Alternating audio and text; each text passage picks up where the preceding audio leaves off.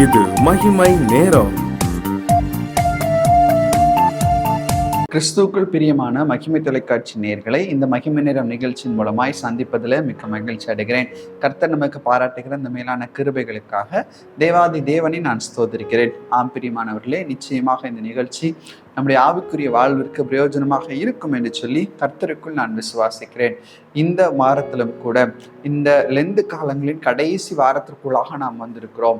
இந்த லெந்து காலங்கள் முடிகிறதான ஒரு சூழ்நிலைக்குள்ளாக நாம் வந்திருக்கிறோம். இந்த லெந்து காலங்களில் அநேகர் உபவாசித்திருப்பது உண்டு. அநேக நேரத்தில் நிறைய ஜப விண்ணப்பங்களுக்காக அதிக நேரம் ஜபிப்பது உண்டு. அநேகர் வேத வாசிப்பில் அதிக நேரம் செலவு செய்வதுண்டு. அதெல்லாம் இந்த லெந்து காலங்களில் மாத்திரமில்லாமல் நம்முடைய பழக்கத்திற்கும் நாம் இதை கொண்டு வர வேண்டும் என்று சொல்லிதான் கர்த்தர் உண்மையாகவே எதிர்பார்க்கிறார். எனவே இந்த வாரத்திலும் கூட, அதுவும் இந்த வாரம் ஒரு பரிசுத்த வாரம், ஒரு முக்கியமான வாரமாய் கூட கருதப்படுகிறது. இந்த வாரத்துல இந்த சிலுவையை குறித்து நாம் அதிகமாய் தியானிக்க வேண்டியது மிக மிக அவசியமா இருக்கிறது. அப்போஸ்தலனாகிய பவுல் கலாத்தியருக்கு எழுதும் போது இப்படியாக எழுதுகிறார். கலாத்தியர் 6வது அதிகாரம் 14வது வசனத்துல, நானும் நம்முடைய கர்த்தராகிய இயேசு கிறிஸ்துவனுடைய சிலுவையை குறித்தே அல்லாமல் வேறொன்றையும் குறித்து மேன்மை பாராட்டாதிருப்பேனாக. அவரால் உலகம் எனக்கு சிலுவையில் அறைந்திருக்கிறது, நானும் உலகத்திற்கு சிலுவையில் அறையுண்டிருக்கிறேன். பவுல் சொல்லும்போது சொல்லுகிறார், நான் சிலுவையை குறித்து மேன்மை பாராட்டுகிறேன் என்று சொல்கிறார். சிலுவை என்பது ஒரு சாபத்தின் அடையாளமாக யூதர்கள் கருதினார்கள். அது ஒரு மரண தண்டனைக்குரிய ஒரு கொலை கருவியாக கருதப்பட்டது. அதை தவறு செய்தவர்களை அறைவதற்கேற்றதான ஒரு கருவியாகவே பயன்பட்டது. அதை பார்க்கும்போது ஒரு பயம் வரும், அதை பார்க்கும்போது ஒரு திகில் ஜனங்களை ஆட்கொள்ளும். இப்படிப்பட்டதான ஒரு சூழ்நிலை நம்முடைய இந்திய தேசத்தின்படி பார்த்தால் அது ஒரு தூக்கு கயிறு போன்றதான ஒரு கருவிதான் இந்த சிலுவை. ஆனால் அந்த சிலுவையை குறித்து பவுல் சொல்கிறார், இந்த சிலுவையை குறித்து நான் மேன்மை பாராட்டுகிறேன். ஏன்? அப்படிப்பட்டதான ஒரு சாபத்திற்கு அடையாளமா இருந்த அந்த சிலுவையிலே ஒரு குற்றமும் அறியாத, குற்ற நிவாரண பலியை செலுத்தும்படியாக ஒரு குற்றமும் அறியாத ஆண்டவராய் இயேசு கிறிஸ்து தம்முடைய தூய இரத்தத்தை சிந்தி அவர் இந்த சிலுவையை வெற்றி சிறக்க பண்ணியிருக்கிறார். எனவேதான் பவுல் சொல்கிறார், இந்த சிலுவையானது எனக்கு மேன்மையாக கருதப்படுகிறது. பவுலை குறித்து பார்க்கும்போது அவர் கமாலியல் இடத்திலே கற்று தேர்ந்தவராய் கூட இருக்கிறார். அவருக்கு மேன்மை என்று சொல்லக்கூடிய அநேக காரியங்கள் இருக்கிறது. ஆனால் அது ஒன்றையும் பவுல் மேன்மையாக கருதவில்லை. அவர் மேன்மையாக கருதுவது இந்த சிலுவையே கருதுகிறார். அப்போது ஏன் இந்த பவுல் இந்த சிலுவையை மேன்மையாக கருதுகிறார் என்று சொல்லி நாம் பார்ப்போம். ஆனால் முதலாவதாக கூட இந்த சிலுவையானது அன்பின் அடையாளமாய் காணப்படுகிறது. அன்பின் அடையாளமாய் விளங்குகிறதான சிலுவை. ரோமருக்கு எழுதின நிருபம் 5வது அதிகாரம் 8வது வசனத்துல பார்க்கிறோம், நாம் பாவிகளா இருக்கையில் கிறிஸ்து நமக்காக மரித்ததினாலே தேவன் நம்மேல் வைத்த அன்பை விளங்க பண்ணினார். இந்த சிலுவையிலே ஆண்டவர் தன்னுடைய ஜீவனை விட்டது எதற்காக? நம்மேல் அவர் வைத்த அன்பை வெளிப்படுத்துவதற்காக. அன்பு இந்த உலகத்திலே மிக மிக அவசியமான ஒன்றாய் காணப்படுகிறது. மருந்து செய்ய முடியாததை கூட அன்பால் செய்ய முடியும். இது வேற எந்த காரியத்தாலும் செய்ய முடியாததால் கூட அன்பு நினைத்தால், அன்பு காட்டினால் அதை செய்து முடிக்க முடியும். அப்போ ஆண்டவராகிய கர்த்தர் இந்த உலகத்திலே ஜீவ சுகம் பலன் கொடுத்து நம்ம இந்த உலகத்துல வைத்திருக்கிறார். தம்முடைய சுவாசத்தை கொடுத்து இந்த உலகத்துல வைத்திருக்கிறார். ஆனால் முதலாவது மனுஷனாகிய இந்த ஆதாமும் ஏவாளும் இந்த அன்பை விட்டு அவர்கள் விலகி போனார்கள். அவர்கள் பாவம் செய்தது நிமித்தமாக இந்த அன்பிலிருந்து சற்று விலகி போனதை நாம் பார்க்கிறோம்.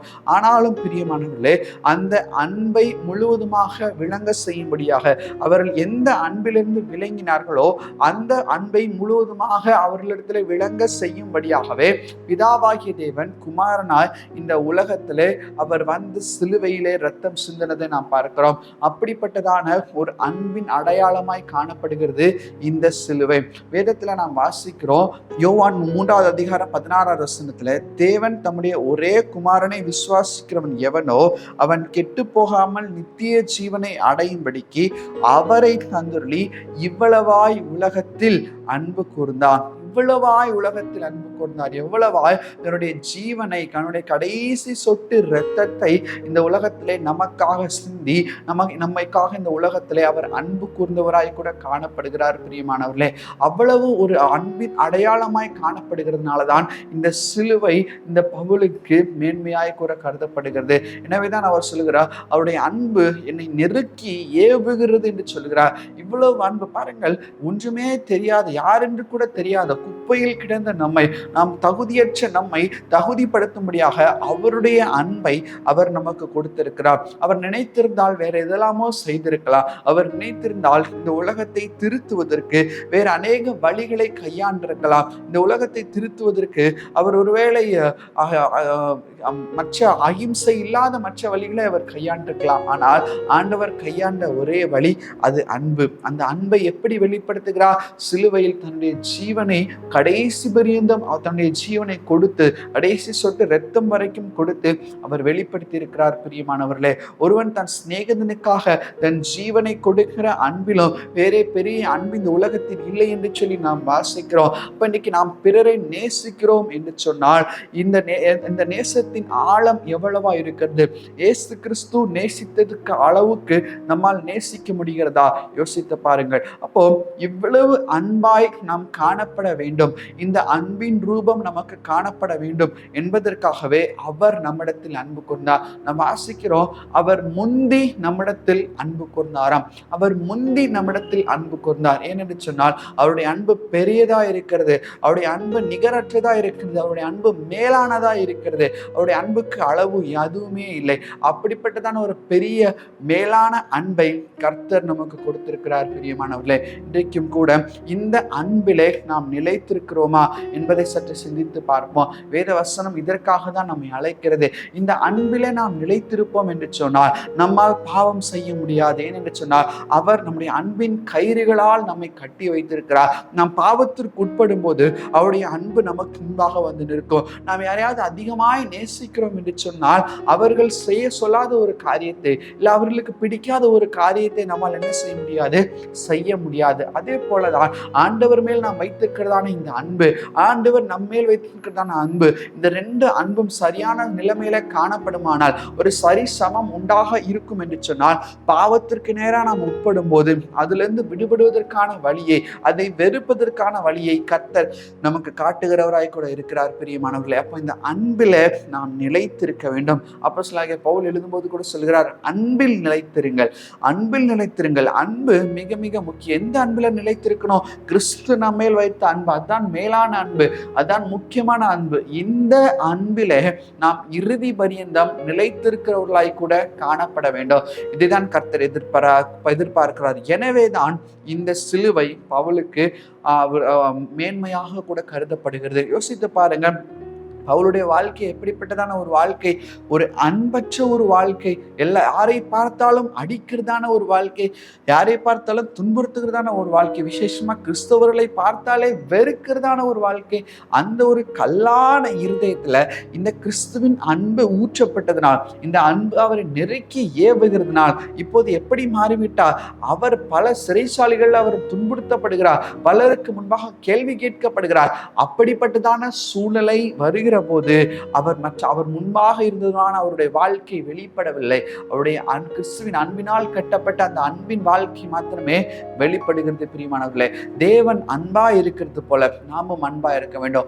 தேவனுடைய அன்பு நம்மில் நிறைந்திருக்க வேண்டும். தேவனுடைய அன்பு நம்மில் நிறைந்திருந்தால் நாம் பாவத்தை விருப்போம். தேவனுடைய அன்பு நம்மில் நிறைந்திருந்தால் பிற மனிதர்களை நாம் நேசிப்போம். இப்படிப்பட்டதான அன்பின் வெளிப்பாடை கொடுக்கும்படியாகவே அவர் சிலுவையிலே நமக்காக தியாகமானார். பிரியமானவர்களே, அப்போ இவ்வளவு ஆழமான அன்பு, அந்த அன்புக்கு ஈடு இணை எதுவுமே இல்லை.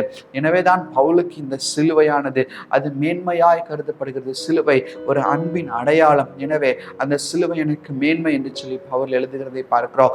உலகம் எனக்காக அறையப்பட்டிருக்கு, நான் உலகத்திற்காக அறையப்பட்டிருக்கு. பாருங்கள், அவர் எழுதும்போது, அவரால் உலகம் எனக்கு சிலுவையில் அறிந்திருக்கிறது, நானும் உலகத்திற்கு சிலுவையில் அறைந்திருக்கிறேன். ஏனென்று சொன்னால் பகை உணர்வு எல்லாவற்றையும் மாற்றி இந்த அன்பினால் நிறைக்கிறவராய் கூட காணப்படுகிறார். எனவே இந்த அன்பிலே நாமும் நிலைத்திருப்போம். அப்படிப்பட்டதான வாழ்க்கை வாழ கர்த்தர் நம்மை அழைக்கிறார். கண்களை மூடி ஜெபிப்போம்.